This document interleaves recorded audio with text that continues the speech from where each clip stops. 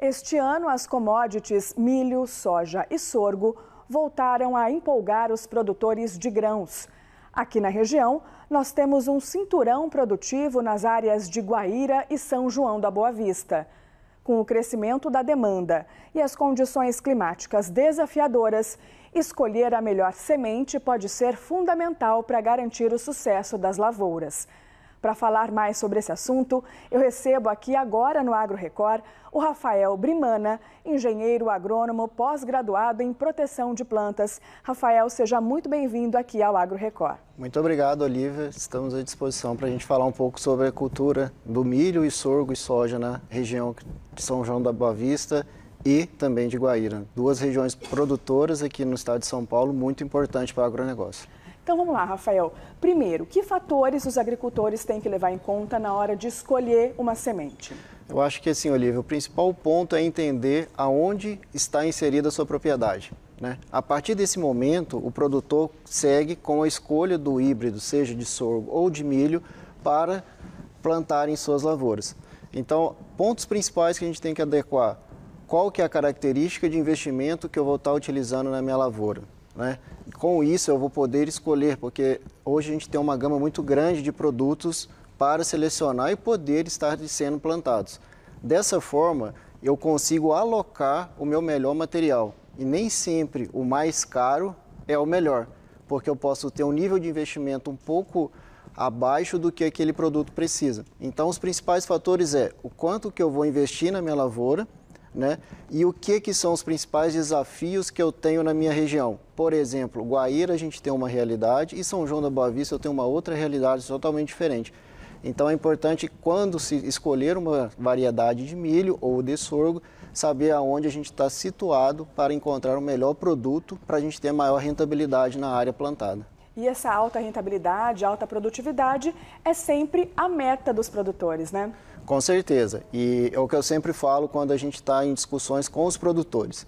Não adianta nada a gente querer ter uma Ferrari se a gente não dá, teoricamente, o combustível que ela precisa. A alta produtividade ou a produtividade, a expectativa de produtividade que eu quero tem que ser condizente com o que eu vou investir. Então, eu gosto de fazer essa analogia, né? A cultura do milho a gente vai desde uma variedade até um híbrido simples. Então, respeitando cada segmentação, né, do híbrido, a gente pode atingir altas produtividades.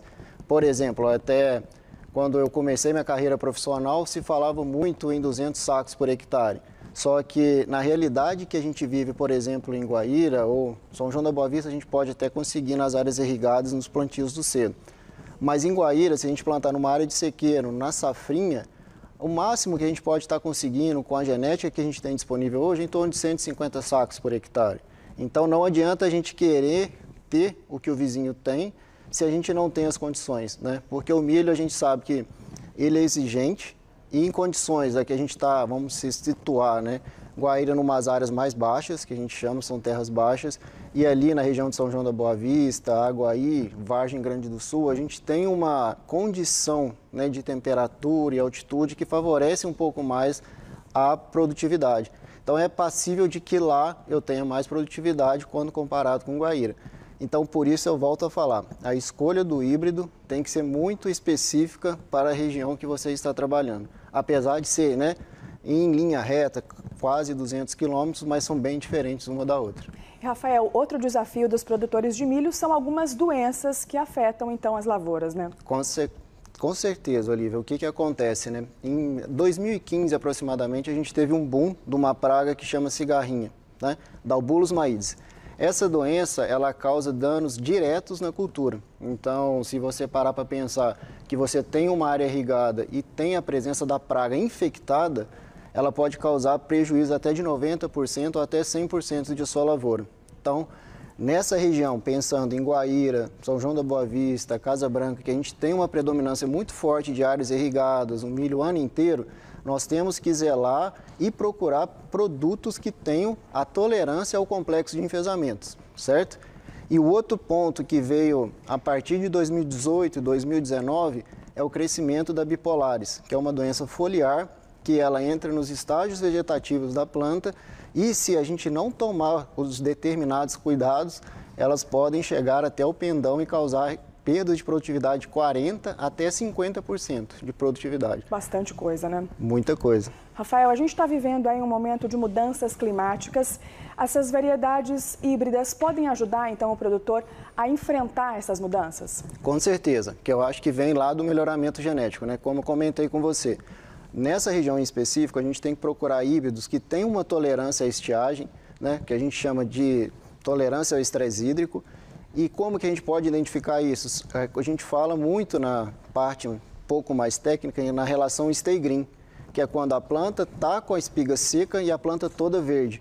Isso nos dá uma característica de tolerar a condição do estresse hídrico. Você observar uma planta onde que mesmo com a falta hídrica que ela precisa, ela consegue entregar uma boa produtividade, ter um bom enchimento de grãos e, consequentemente, não sofrer com essa situação climática, né? Rafael, você como um especialista, você acredita que a genética, né, nas sementes pode ajudar e está num caminho aí favorável para favorecer a sustentabilidade e a alta produtividade, um equilíbrio entre aí essas duas vertentes no campo? Com certeza, Olivia. Eu acho que o principal ponto hoje, né, que tem se falado, né, a nível Brasil e mundial é o quê? Produzir mais e menos, certo? E cada vez mais nós, né, da pesquisa e até propriamente da indústria, tem buscado o quê? Híbridos que num hectare produza mais. E como que a gente está trabalhando para isso? Com a melhoria do porte de plantas, para a gente poder ter uma densidade maior de plantas por hectare, consequentemente eu vou ter mais espigas viáveis e no final do dia eu vou ter uma produtividade maior. Plantas que consigam talvez absorver um pouco mais de nitrogênio, porque a gente consegue ter uma conversão maior utilizando menos adubação. Obviamente, para essa região, buscar plantas que tolerem o estresse hídrico, porque aqui é um ponto-chave. E aí, quando a gente pensa no milho, a gente tem que respeitar bastante a nossa janela preferencial. Porque o que a gente tem visto? Com o aumento do valor da cultura, né, pensando em commodity, os produtores se animam e vão plantando até quando dá, né? E se a gente for parar para pensar, esse até quando dá, o milho também sente. Então, a gente pode sair de produtividade 120, 130 sacos por hectare numa safrinha para 50, 60. E dessa forma se inviabiliza a cultura. Porém, a gente tem um parceiro, né, do milho, que é o sorgo, que é uma cultura que, se plantado em março até início de abril, dependendo da região e da quantidade de chuva, ele vai tolerar mais esse estresse. Então, consequentemente, a gente consegue fazer essa casadinha até a janela ideal do milho e depois vir com a cultura do sorgo para a gente conseguir, num hectare ou numa área em específico de cada produtor, produzir mais com duas culturas que são, vamos falar assim, amigas e irmãs, né? Então, respeitar o período de cada cultura é fundamental, né? Para evitar prejuízos, inclusive. Com certeza, porque a gente tem dados históricos que, a partir, assim, vamos se dizer, nessa região em específico, de 5 de março, a gente já tem uma redução significativa da produtividade do milho, que aí pode causar a inviabilidade para o produtor. Quando eu falo inviabilidade, é o quê? Eu vou gastar um valor para me plantar minha cultura que talvez eu não vou ter esse retorno na minha produtividade. Então, isso é muito importante numa época que a gente está nas contenções de custo e a gente quer extrair o máximo daquele hectare, né? E, Rafael, para a gente encerrar a nossa entrevista, agora vamos falar do futuro. Quais as principais tendências aí para a agricultura aqui no Brasil quando a gente fala em genética de sementes? Eu acho que, assim, Olívia, o nosso caminho é um caminho difícil, porque cada vez mais é o que a gente comentou já no meio da nossa conversa. Eu vou precisar de produzir mais e menos, né? E isso é um direcionamento que a gente tem buscado na pesquisa e tem conversado a nível mundial, não é só uma tendência do Brasil, e cada vez mais se adequar e ter o poder de reação para as condições adversas que a natureza nos traz. Por exemplo, a gente já comentou de 2 pontos principais, né? Se a gente falar de 2015 até hoje, são 10 anos. Então, a gente teve que ter um poder de reação muito rápido para escolher híbridos tolerantes ao complexo de enfesamento. Da mesma forma, agora em 2018 e 2019, com o boom da bipolares, a gente tem que tomar uma decisão muito rápida. Só que a gente, em pesquisa, não é como tão rápido essa decisão, porque a gente vem trabalhando, né, uma linha de pesquisa e vem esses sustos, né?